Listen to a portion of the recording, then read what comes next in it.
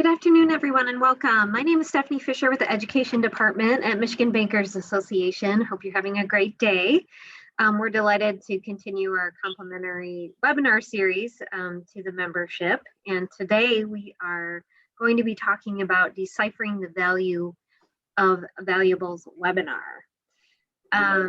This webinar has been approved through the American Bankers Association professional certifications for 1.25 CE credits towards CTFA. A few housekeeping items we will be recording, so you can certainly revisit the webinar today and share it with your team as well. We'd love to gather your questions, so please use the chat feature, and you can also unmute. The presentation itself is about 30 minutes, so there's plenty of time to ask a verbal question as well. So we're very delighted to welcome Lori Stefik today. She is a certified appraiser of personal property with the International Society of Appraisers. She has been in the estate liquidation management business for over 20 years. She will talk to us today about how an appraisal can be used to maximize opportunities in estate planning.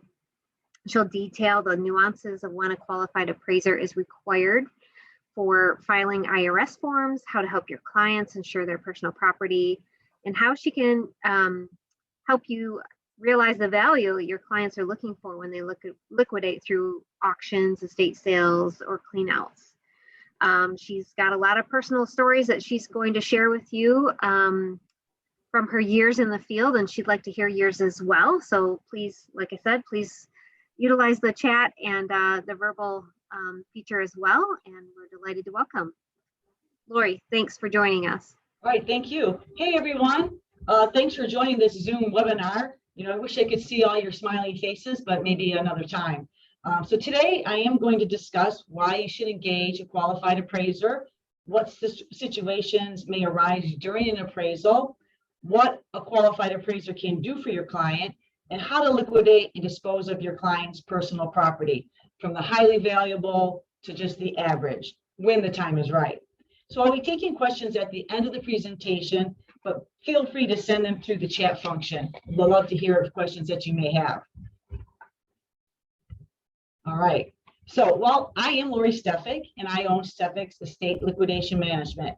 I'm an auctioneer extraordinaire, an estate sale guru, the queen of cleanouts, and most importantly, I am a certified appraiser of personal property. It's the highest designation you can achieve with the International Society of Appraisers, an organization that's dedicated to proper appraisal methodology and standards. I am one of 4 certified appraisers in the state of Michigan with the ISA, so there's not that many of us with that certification. Being a member of the International Society of Appraisers means we are recertified in governmental guidelines every 2 years and must recertify as an appraiser every 4 years as well. It's no easy task, and I'm sure in your business it's the same thing. You got to keep getting education and doing what you got to do to stay qualified. So I have been in the estate liquidation management business for over 20 years, and we have perfected the process of full service liquidation down to a science that includes appraisals, estate sales, cleanouts, and auctions. I'm in the business for deciphering the value of valuables, from the ordinary to the extraordinary.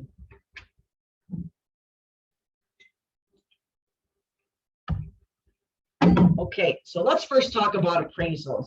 What kind of appraiser do I call? Are all appraisers the same? Well, from a due diligence standpoint, I would say that you should consult or engage an appraiser just about every time you're dealing with personal property for an estate, a trust, donation, or divorce. And why, you may ask? Well, what may seem just ordinary to the average eye, a qualified appraiser may see things very differently. Depending on what kind of personal property you are dealing with, you should always engage a qualified appraiser who has the proper credentials from a distinguished appraisal association like the International Society of Appraisers, which I belong to, the American Society of Appraisers, or the Appraisers Association of America, to name a few. Those are the main ones, but there are other organizations that people belong to. The appraisal business is not regulated. So anyone can call themselves an appraiser, like who, like a local antique dealer, an online seller, an auctioneer, a collector. Anybody that thinks they know something can call themselves an appraiser, but that's not always the case. So if the appraiser is a member of one of these organizations, they abide by certain government guidelines, like USPAP, which is the Uniform Standards of Professional Appraisal Practice. USPAP is the standard of which the IRS holds its accepted appraisals to. It's a governmental guideline that must be followed strictly. And it takes years of training, takes education courses and exams to become a certified appraiser like me. And just like you guys, every year, every couple of months, we're taking classes, educational classes, to kind of keep in line with what's going on in today's world and what's happening in the appraisal business. So some appraisers specialize in fine art or antiques or automobiles, sports memorabilia. And then there's some appraisers like myself who have a wide range of knowledge and who can appraise fine art, antiques, new and used furniture, and household items. So if you have a client who has a mixture of specialty items, qualified appraisers within an organization often work together with other appraisers who have experience with the items in question, so you can be assured the proper value. So how we conduct an appraisal is a fairly simple process.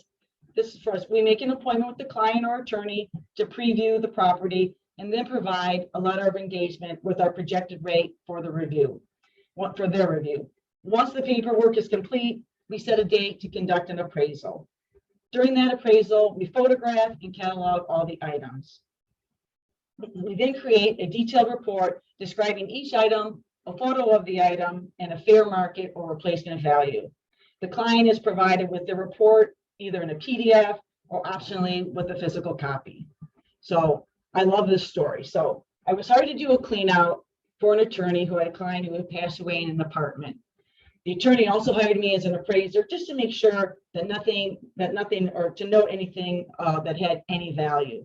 So the apartment was in bad disarray and it was very dirty. So I was going through the items. I could see what I could see for my client or what might needed to be disposed of or donated. And if you see here on the left, I saw this ceramic syrup dispenser out of the corner of my eye. So to most people, this looks just like some ceramic item with a logo on it. But I knew what it was, and I knew it had some value, but I really wasn't sure just how much.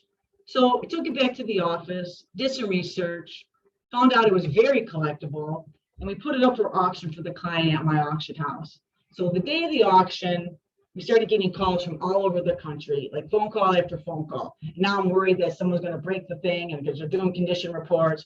So during the auction, one phone bidder tells one of my staff to raise your hand and to keep it up and do not take it down on behalf of him until he won the bid. We sold that syrup dispenser for $33,000. Needless to say, the attorney was not only happy, but he looked like a hero to his clients, and the client was happy. Because the attorney hired me as an appraiser, something was saved that may have just been thrown out otherwise. Now, every time I'm in a house like that's dirty or it's got a lot of stuff, I'm always got my eye out looking for another syrup dispenser.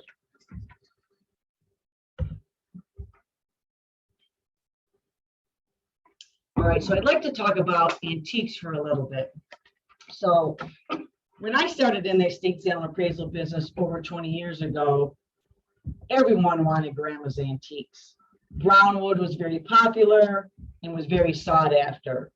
Today, it's all about mid-century modern, sleek furniture, items that can easily be transported or disposed of. You know, the millennials don't want grandma's stuff. Heck, they don't even want our stuff. They live in 450 square feet and like that stuff from IKEA. If they want to remember grandma's stuff, they take a picture of it, put it in their phone, and that's good enough for them. You know, they say that the millennials will spend $7,000 at IKEA and 7 years later we'll throw it out and do it all over again. I have a 15,000 square foot warehouse full of furniture, and my 25-year-old twin boys don't want any of it, and they'll probably throw all my stuff away. Huh. So we recently did an updated appraisal for estate tax purposes in northern Michigan. And you see this cabinet here on the right-hand side. So this is an example of a Chippendale style chest, circa 1800s. In 2000, when the husband passed away, an estate tax appraisal was done on this chest, and it had a fair market value of $3,000. When the wife passed, we were engaged to do an updated estate tax appraisal. That same chest in today's market has a fair market value of a third of that, so for about $1,000. So really just in the past 20 years, things have changed so much. And we get phone calls all the time. I got a house full of antiques, blah, blah, blah. And then I go there and it's like, wah, wah, wah. So they're very always disappointed on what things are really worth today. Now, that's not to say that the antique furniture has no value. There are exceptional pieces that still command high prices at auction. So for example, this commode recently sold at Sotheby's auction house this year. It dated about 1770 and was created by furniture maker Louis Farreau. This piece is of great quality, highly decorative, and has a maker associated with it. Details like this can mean the world of difference. This piece sold for $60,480. So remarkable and rare antique pieces still command high prices at auction, but older, ordinary furniture, not so much.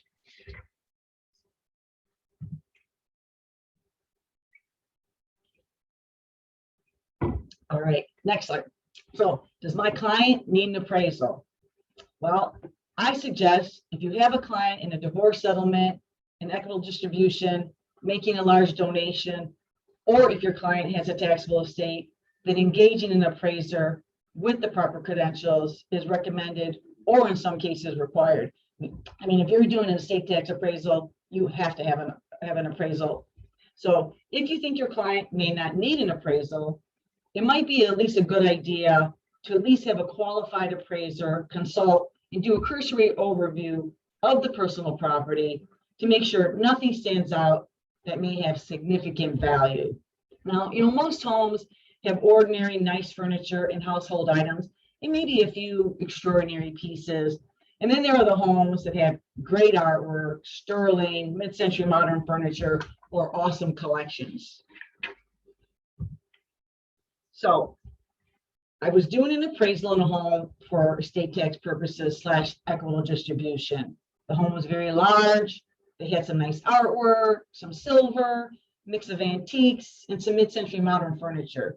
And I knew once the appraisal was finished, the family was going to come and choose the items that they wanted, and then they were going to ask me to do an estate sale. So I started the process and entered the living room, and I saw this black leather tufted sofa that you see here on the screen. Now, for the untrained eye, it just looked like a regular sofa, but I focused on those legs. I knew that meant it had some importance and was different from the run-of-the-mill tufted sofa. So little research, and lo and behold, this was a sofa designed by American designer John Vesey. We put it an appraised value of it for $20,000. The family didn't want it. I didn't sell it at the estate sale, but I did take it to my auction house, and I sold it for the client for $23,600. Now that's a sofa you shouldn't sit on. Huh.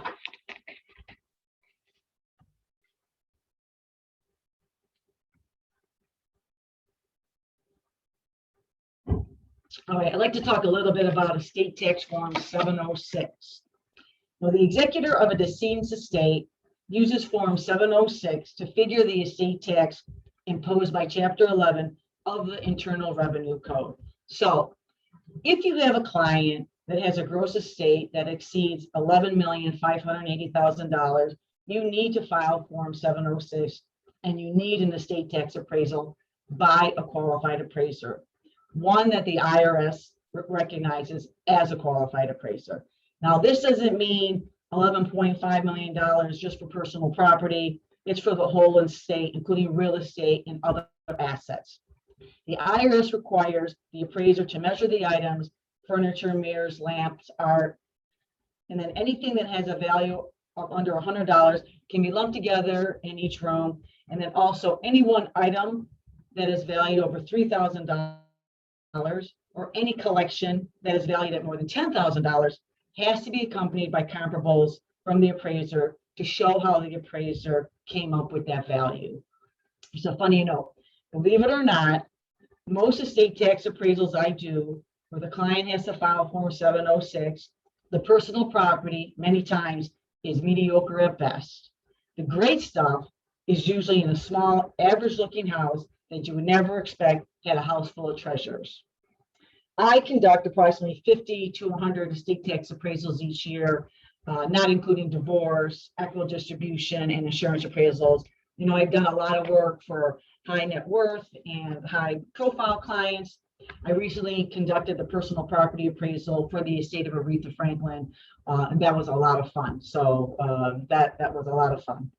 With all that said, do not hire an appraiser who will lower the value for your client, and do not hire an appraiser who charges a percentage based on the total value of the appraisal. These are both unethical. Appraisers are to be impartial throughout the entire process. And that's important in a divorce too, depending on someone that, you know, the attorney will call you. You know, you've got to be impartial, even though you might be working for the husband or the wife. That appraisal is just an appraisal on what you're doing. All right, next. Form 8283, non-cash charitable contributions. The rule of thumb is any client donating more than $5,000 in property, a proper fair market value appraisal is required. Also, if you have a client who's donating a piece of art that has a value of over $20,000, there are special submission guidelines an appraiser has to follow and can help you with. For instance, an appraiser must conduct a thorough condition report of a work of art and describe every detail, including the frame. And sometimes, believe it or not, that frame can be worth more than the piece of art. So beware. All right, here's an interesting story. I love this story also. So I had a client who wanted me to do an appraisal on some items in her home for a donation because she was getting ready to move and didn't want to take everything with her. When I arrived at the home, she showed me what she wanted to donate, and I saw this beautiful disc bar hanging on the wall. I knew immediately what it was, and I asked her what she was planning on doing with it. She said, well, she was going to either donate it or leave it for the new owner. I almost jumped out of my skin. I said to her, do you know what this is? Her reply was, no. I said, this is a Paladin's disc bar cabinet that sells for about $15,000. Her response, well, how do I take it off the wall?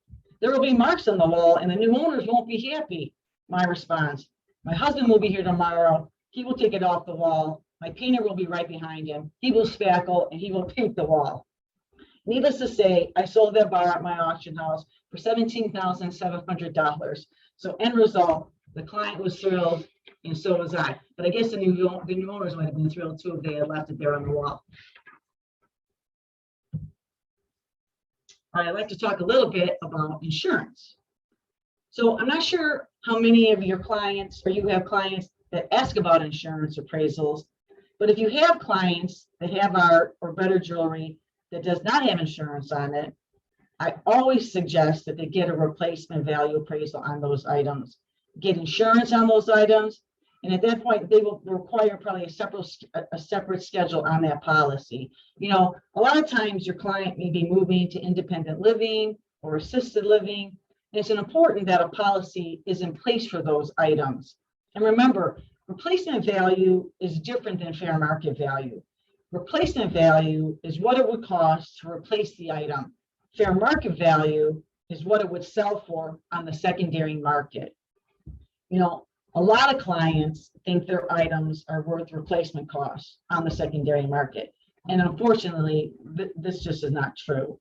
You know, sometimes a client may engage an appraiser to do an inventory of their items for their records. You know, this can be done with photos and video. And this is always a good idea if a client is moving to assisted living or if there's contention within the family. I'm sure none of you have had that where you had contention within the family. I have, for certainly have.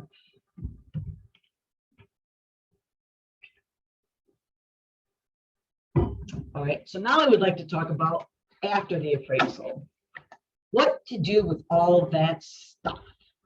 Well, whether you have an appraisal conducted or not, and you have a client that has a home full of stuff, and the client has already taken what they want, what do you do with the rest of the stuff? Well, I'm glad you asked, because I'm also the queen of stuff, and I can make stuff go away. So depending on what the family wants to keep and what kind of stuff is left, you may want to engage an auction house to sell the items that deserve a global market. If there's enough stuff left, you may want to engage an estate sale company to sell the remaining stuff. And if there isn't enough stuff, you may want to engage a clean out company to clear out the home. If there are important items that the client needs to store, you may contact a storage facility that specializes in luxury items and have that stuff stored for them for when they can receive it. But what's always important is to make sure that the home gets cleared out so the family can put the house up on the market and get the house sold if there's a house involved. So before I answer any questions, if there are going to be any questions, I would like to talk a little bit about my company and what services we can provide for you and your clients.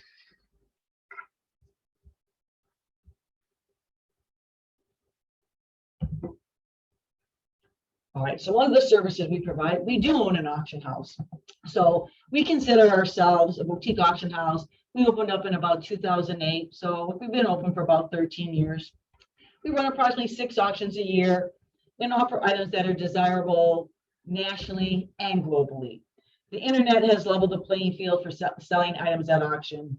The better items do not need to go to the big houses anymore with the big fees. We all have the same customers and the same platforms where we sell. You know, it's incredible what the internet has done for auction houses. You know, we have sold items all over the world: England, China, Japan, Poland, France. You know, exciting to get those calls from around the world. You know, back in the day, there would be 30 to 50 people in our showroom. We'd have 5 to 6 phone banks and a whole slew of absentee bidders. You know, it's a funny story. You know, sometimes you'll watch TV shows where they're showing an auction and the auctioneer will be saying something and someone will, you know, scratch their nose or scratch their hair and head, and people are thinking, oh my gosh, they think it's a bid. And there's a little truth to that. I know we used to have people that would stand in the back and just kind of, you know, do something with their ear, or they would nod. We had a client or a customer that would sit out in the parking lot of our auction house and call on the phone because he didn't want to see anybody else watching him bid, because he was scared that if he was bidding, people were going to bid because he knew more than everybody else. So, you know, the auction house can be a crazy world sometimes.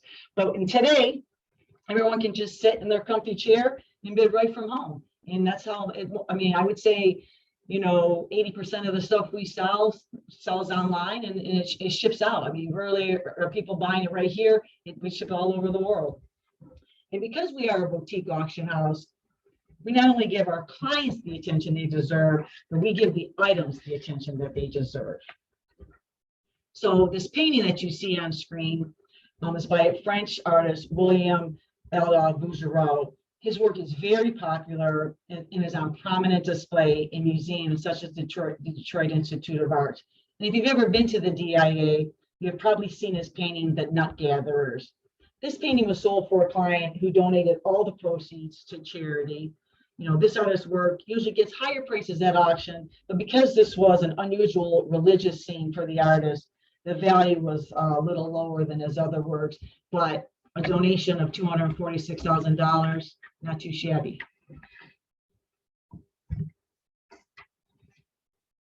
All right, so this slide, I just like to kind of talk about some of my favorite things that I've sold over the 13 years that I've had my auction house. So, you know, in the upper left-hand corner is a pair of Edward Wormley chairs. A church in our area had them sitting there in the rectory, and they wanted to sell them, but because the cushions, what I like to call petrified, or if you ever touched, you know, where the foam is like so hard that you can't even sit on it. So they didn't think that they were worth anything, but I knew different.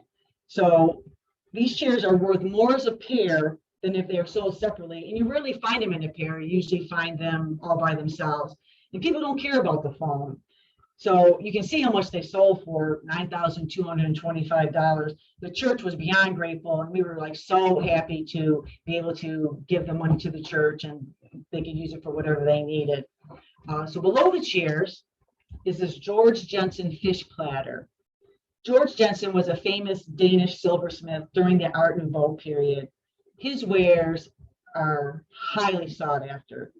I had a client who saw another fish platter just like it at Christie's in New York. They consigned the platter with me, and we sold it for more than what Christie sold theirs for. And because our commissions and fees were lower, our clients received more money. And I actually did a little dance down the aisle when we sold it at auction, because it was the first piece that we had sold for that kind of money. So we were very excited, and our client was ecstatic. The brooch that's right next to the chairs is by a famous Italian-American designer named Harry Bertoia. And Mr. Bertoia taught right here at Cranbrook, and he used to sell his wares to his students. So I had an elderly client. She's passed away now, but she was about 90 when she passed. But she was a student of his when she was a young gal. And Mr. Bertoia sold her this pin. So she decided that she wanted to sell it. And it had been resoldered, so it had been broken, but it had been fixed. But even with that flaw, it sold for crazy money. I mean, just under $10,000. So you just never know what people have and what things are worth. And then the painting right below it, you'll see is from an artist, Enrico Donati. I was setting up an estate sale, and this piece was over the fireplace. I removed it from the sale because I recognized the artistry of the piece and realized that it deserved global exposure, and we sold it for our client for just under $19,000. So I mean, good stuff is everywhere. It's just kind of knowing what's good and what's not so good. And then lastly, the painting to the right is a painting by the artist of Montague Dawson. And Mr. Dawson was a British painter who was renowned as a maritime artist. The painting was in the basement of a client's home and was working with an attorney here locally, and he was thrilled that I could get that kind of money for his client. And actually, I sold 2 Montague Dawsons that night. So we always strive to find the best market for our clients' items.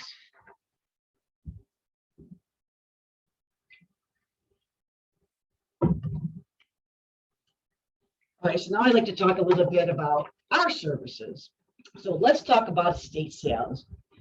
Have any of you ever been to an estate sale? If we were in person, I'd like to ask you raise your hand, or I would see a bunch of smiles on people's faces and they'd be kind of raising their hand.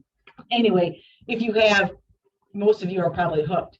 And if you haven't been to one, you should try them out, but you'll never want to pay retail again. When I started in the business over 20 years ago, there were maybe about 5 companies doing estate sales in the Southeast Michigan area. Now there's probably 200 companies.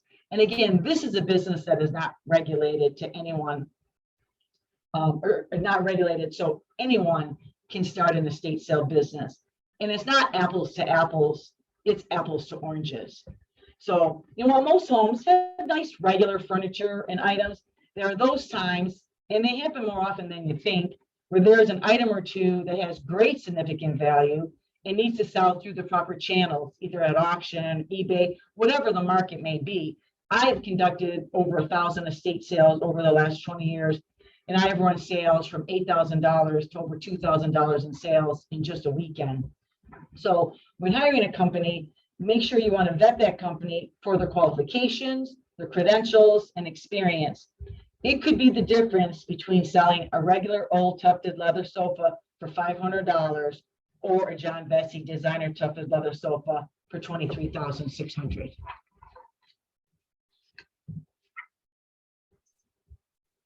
Oops, sorry about that. I pushed that back. So also, we do an incredible job of setting up, marketing the sale, and cleaning up afterwards. I know how to price things and how to get them gone. You got 2 days, and 0% of 0 is still 0. When we're finished with the sale, we totally clean the house and get rid of any garbage. You've got to love this business to be in it. It's hard work, and I love every minute of it. And my husband doesn't understand it. Well, what can you do? So I can sign approximately $2 million in items that I have taken from estate sales and have sold at my auction house for my clients.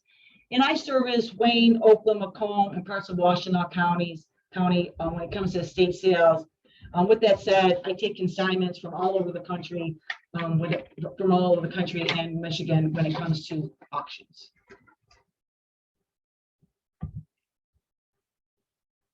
All right, let's talk about cleanouts. Now, if there was a good, a bad, and an ugly, the good would be the estate sales. The bad and ugly would be cleanouts. You can see from the photo. So if any of you had a client that was a hoarder, I'm sure many of you are probably raising your hand. If you did, God bless. And if you didn't, or you haven't, thank God. It's only a matter of time, though, before you come across one. You know, I love the challenge of a clean out, or a house that has a lot of stuff in it. That show hoarders, they got nothing on me. Now, cleanouts are an area of my expertise. I've conducted over 2,000 cleanouts over the last 20 years, and hoarders are my specialty. A cleanout may also be required if a client lives in an apartment or a condo where you cannot hold an estate sale. There may not be enough for an estate sale, or the client doesn't want the public traipsing through their home. And while a lot of people would like to just hire Bubba from down the street to clear out a home, most of my clients know the value of hiring me to clean out a home. Bubba may seem cheaper than hiring me, but is he really? I mean, over the last 20 years, I've recovered over $1 million in cash. That does not include fine jewelry, personal property, and photos that we have recovered for our clients.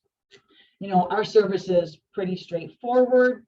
You know, once the family takes what they want, we sell what we can, donate or give away items that are useful, remove the garbage, either by getting a dumpster or taking the garbage away, and then cleaning the home. I know it sounds like a lot of work, but I still do love it, even at 61 years old.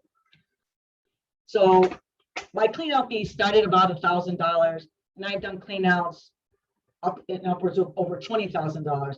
All depends on how much labor is involved.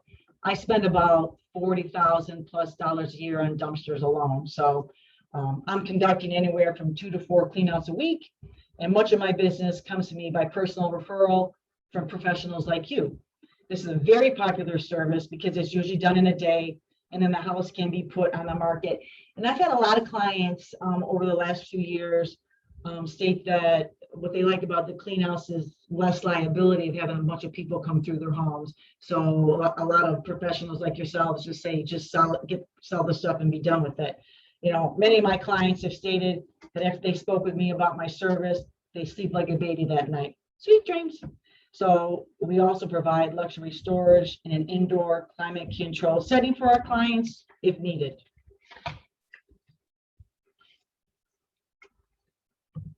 Now, here's an example, or here's a sample of some of our clients that we have worked with: Comerica Bank, Northern Trust, Miller Canfield, Plant Moran, Bank of Ann Arbor, Fab Gross, Dickinson Wright. I mean, this is just to name a few. We also deal with a lot of CPAs, other attorneys, and just like individuals. And again, a lot of the stuff is just from referrals. So we do always appreciate their business, and we love doing work for them as well.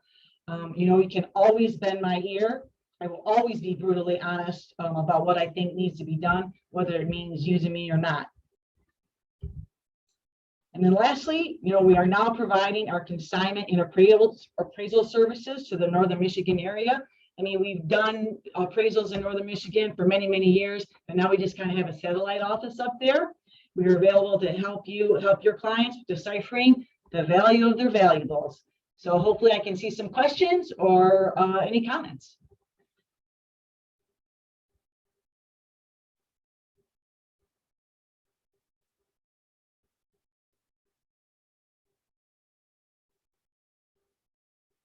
Also, if you don't think of any questions right now, but you can always email me at Lori@stephixauctions.com or go on our website, which is stephixauctions.com. But again, we're always here to help, and hope you guys have a great day.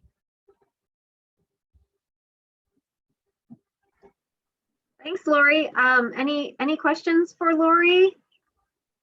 Anything come to mind? Lots to think about. Congrats on all your success. I will make sure that they have your contact information and can reach out directly. But we appreciate your time today, Lori, and thanks everyone for joining us. All right, thank you. Take care. Thank you.